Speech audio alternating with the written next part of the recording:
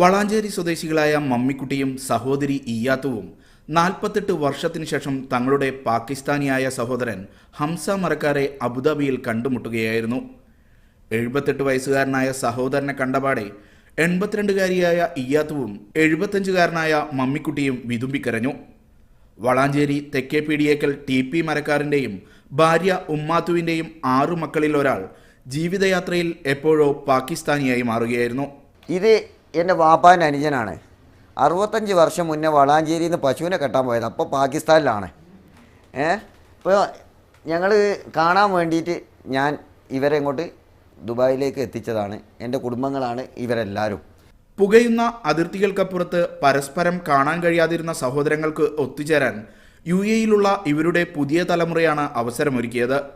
പാകിസ്ഥാനിൽ നിന്ന് ഹംസ മരക്കാരെയും മകൻ റഫീഖിനെയും ഇവർ സന്ദർശക വിസയിൽ അബുദാബിയിലെത്തിച്ചു. മമ്മിക്കുട്ടിയും ഇയ്യാത്തുവുമടക്കം 8 പേരെ കേരളത്തിൽ നിന്നും കൊണ്ടുവന്നു. Media 1 Dubai.